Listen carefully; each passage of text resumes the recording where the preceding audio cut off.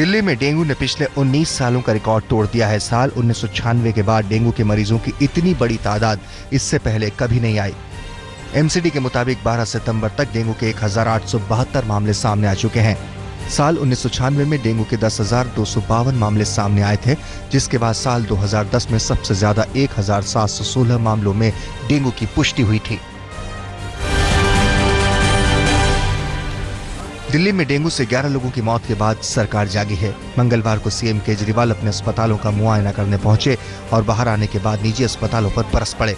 बजाय के सरकारी अस्पतालों के हालात सुधारने के केजरीवाल का कहना है कि वो कानून लाकर प्राइवेट अस्पतालों को इमरजेंसी के हालात में सरकार के अधीन करने पर विचार कर रहे हैं।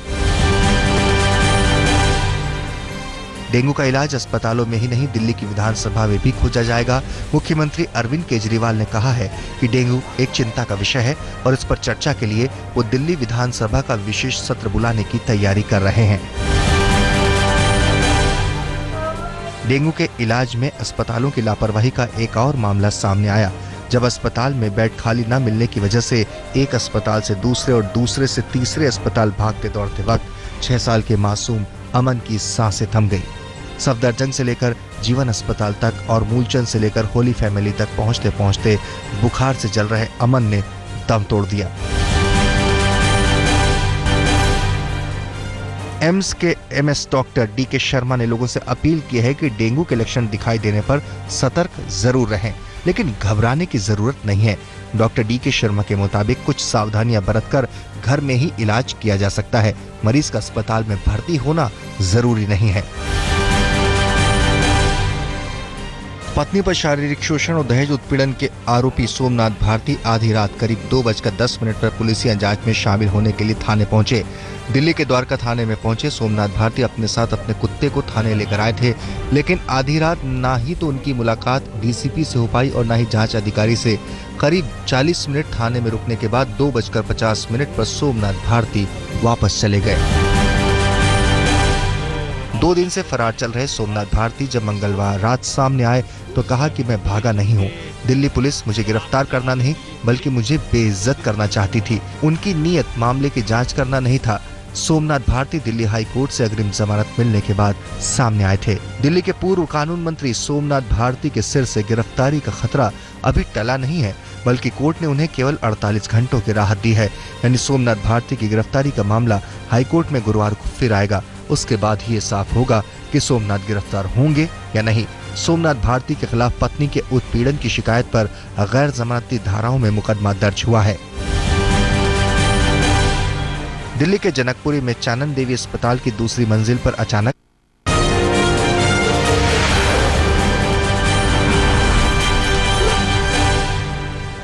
महाराष्ट्र की फडणवीस सरकार का नया फैसला अब गैर मराठी भाषी ऑटो वालों की मुसीबत बनने जा रहा है। मुंबई में करीब 1 लाख ऑटो रिक्शा के नए ऑटो परमिट जारी करने से पहले नए नियम ने ऑटो रिक्शा वालों की चिंताएं बढ़ा दी हैं। नए नियम के मुताबिक ऑटो के परमिट के लिए मराठी भाषा आना जरूरी है। यही नियम ऑटो रिक्शा के परमिट रिन्यू करने पर भी लागू होगा। मुंबई की लाइफलाइन माने जाने वाली लोकल ट्रेन 2 दिन में 2 हादसों का शिकार हो गई। सोमवार को सेंट्रल रेलवे की हार्बर लाइन पर बांद्रा से आ रही लोकल पटरी से उतर गई, तो वही मंगलवार सुबह 11 बजे अंधेरी से विले पार्ले रूट पर लोकल ट्रेन के 8 डिब्बे पटरी से उतर गए। दोनों ही हादसों में किसी के हताहत होने की खबर नहीं है, लेकिन हादसों ने लोकल ट्रेन में मुंबईकरों की सुरक्षा पर सवाल जरूर खड़े कर दिए हैं। चिक्की घोटाले से जुड़ी याचिका पर सुनवाई करते हुए बॉम्बे हाई कोर्ट ने स्कूली छात्रों को चिक्की बांटने पर रोक लगा दी है। चिक्की की घटिया क्वालिटी होने की शिकायतों पर कार्रवाई करते हुए कोर्ट ने यह आदेश दिया है। वहीं हाई कोर्ट ने जब ठेकेदार को भुगतान रोकने को कहा था तो सरकार से 1 हफ्ते में यह भी जवाब देने को कहा है कि क्या चिक्की का ठेका देते वक्त ई टेंडरिंग की प्रक्रिया अमल में लाई गई या नहीं। शिवसेना के सांसद अरविंद सावंत ने सीएम देवेंद्र फडणवीस को चिट्ठी लिखकर बाला साहेब ठाकरे का नाम राष्ट्रीय नायकों की सूची में जोड़ने की मांग की है।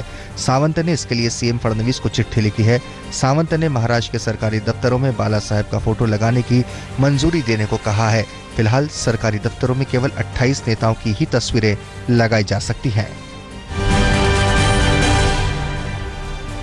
बॉलीवुड अभिनेता नाना पाटेकर के बाद अक्षय कुमार भी सूखा पीड़ित किसानों की मदद के लिए आगे आए हैं। अक्षय कुमार ने किसानों की मदद के लिए 90 लाख रुपए का दान करने का फैसला किया है। 90 लाख रुपए की ये रकम अगले 6 महीनों में किसानों को वितरित की जाएगी। मराठवाड़ा में इस साल 660 से ज्यादा किसान आत्महत्या कर चुके हैं।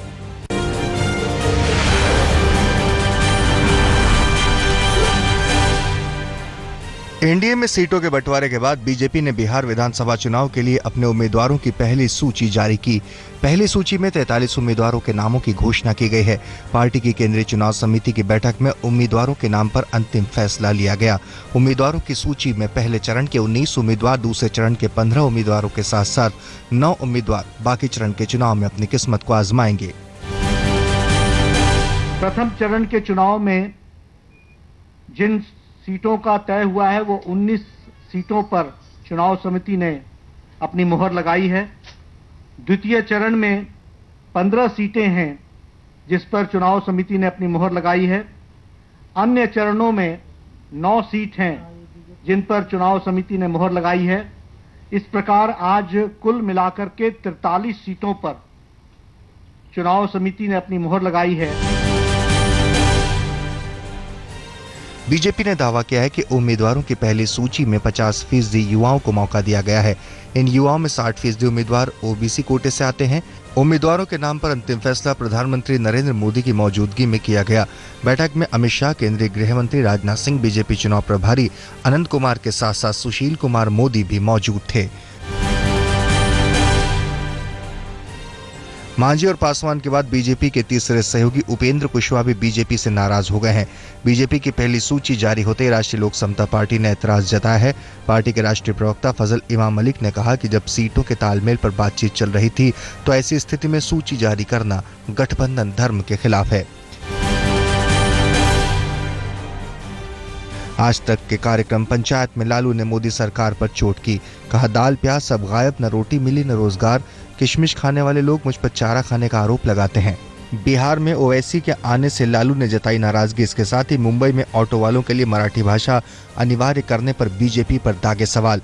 लालू ने बीजेपी पर गंभीर आरोप लगाते हुए कहा कि दशहरे के दौरान बिहार में दंगा कराने की फिराक में है बीजेपी।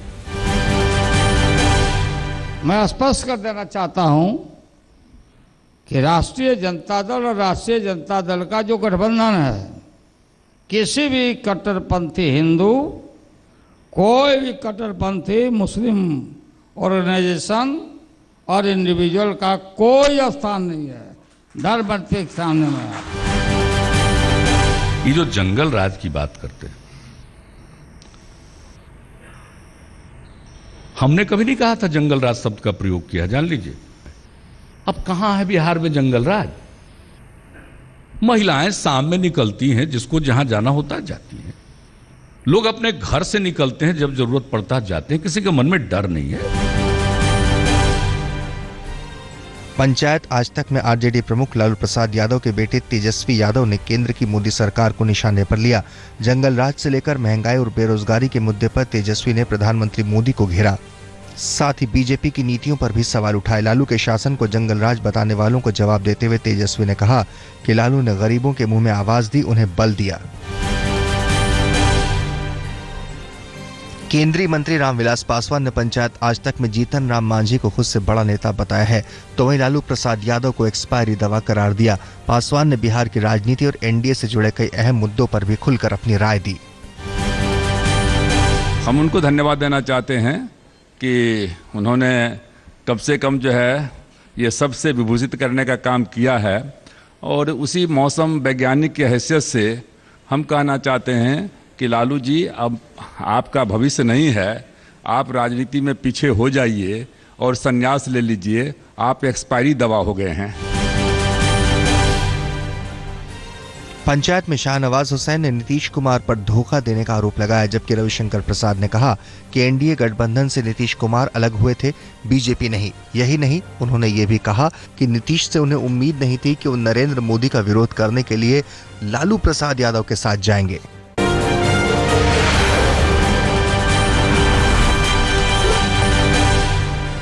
आज दिल्ली में केंद्रीय कैबिनेट की बैठक होने वाली है। बैठक में ग्रामीण इलाकों में गरीबों को घर के लिए श्यामा प्रसाद मुखर्जी मिशन के तहत फैसले लिए जाएंगे।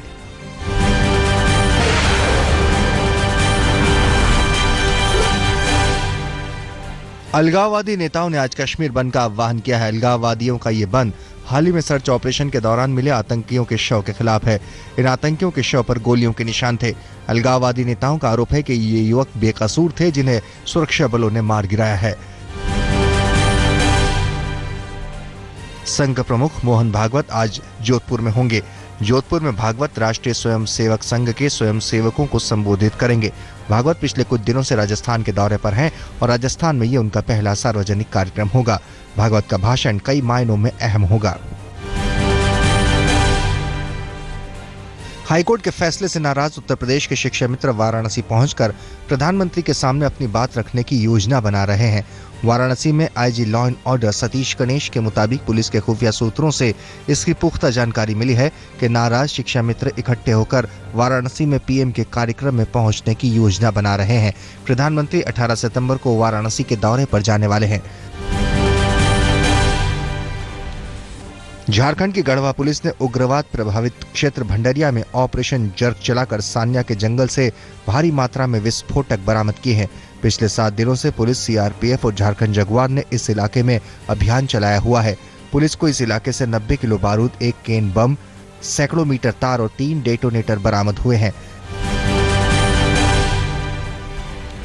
सेना के पूर्वी कमान के कोलकाता हेडक्वार्टर के पास एक रहस्यमयी सुरंग मिली है। एल शेप में बनी हुई सुरंग 6 फीट गहरी और 20 फीट लंबी है। सुरंग का खुलासा भी तब हुआ जब फुटबॉल खेलते हुए कुछ बच्चे इसकी तरफ अचानक आ गए। सुरंग को सुरक्षा के लिए खतरा मानते हुए फौरन भर दिया गया। साथ ही जांच शुरू कर दी गई कि ये सुरंग आखिर किसने और क्यों बनाई।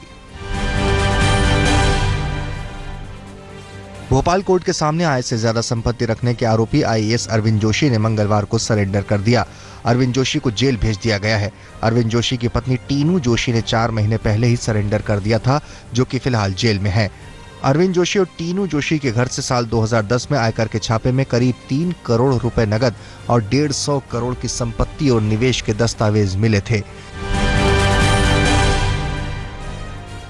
झाबुआ में शनिवार को हुए ब्लास्ट के मामले में आरोपी राजेंद्र कासवा को पुलिस अब तक नहीं ढूंढ पाई है, लेकिन एमपी पुलिस ने राजेंद्र कासवा की पत्नी, बेटे और बेटी को इंदौर के मानपुर इलाके में हिरासत में ले लिया है। झाबुआ में हुए ब्लास्ट में 90 लोगों की जान गई थी। शिमला में कई दिनों की चटक धूप के बाद मंगलवार को मौसम अचानक सुहाना हुआ और फिर तेज बारिश के साथ आसमान से ओले बरसने लगे। तेज बारिश के बाद पारा करीब 5 से 8 डिग्री तक लुढ़क गया और लोगों को ठंड का एहसास होने लगा। कई दिनों के बाद हुई बारिश का लोगों ने जमकर लुत्फ उठाया, तो कामकाजी लोगों को दिक्कतों का सामना भी करना पड़ा।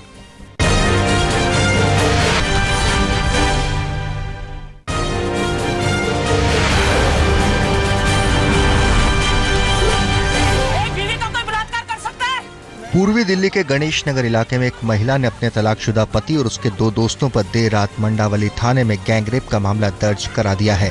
आरोप है कि महिला जिस वक्त घर में अकेली थी, उस वक्त घर में अचानक दाखिल होकर महिला के पूर्व पति और उसके 2 दोस्तों ने महिला के साथ गैंगरेप किया। बाद में महिला की शिकायत पर पुलिस ने आरोपियों के खिलाफ मामला दर्ज कर तलाश शुरू कर दी है। यूपी के मथुरा में निजी बैंक के ब्रांच मैनेजर पर बैंक की महिला असिस्टेंट मैनेजर ने शारीरिक शोषण और अश्लील हरकत का आरोप लगाया है। महिला असिस्टेंट मैनेजर ने नौकरी से त्यागपत्र देकर पुलिस को मामले की शिकायत दी है।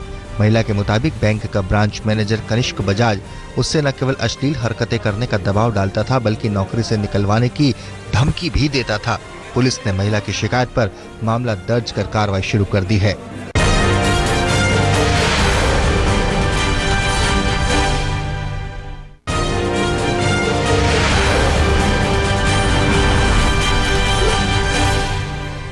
सूत्रों के मुताबिक जगमोहन डालमिया फिलहाल बीसीसीआई का अध्यक्ष पद छोड़ने के मूड में कतई नहीं है। हालांकि उनकी सेहत फिलहाल ठीक नहीं है। खराब सेहत की वजह से ही बीसीसीआई में एक लॉबी डालमिया पर पद छोड़ने का लगातार दबाव बनाए हुए है। भारत और पाकिस्तान की तरफ से भले ही क्रिकेट डिप्लोमेसी को लेकर कोई दिलचस्पी ना दिखाई जा रही हो, लेकिन जहीर अब्बास इसके हक में नहीं है। पाकिस्तान के पूर्व कप्तान और आईसीसी अध्यक्ष जहीर अब्बास ने कहा है कि भारत और पाकिस्तान के बीच क्रिकेट के रिश्ते दोबारा शुरू करने का ये सही वक्त है।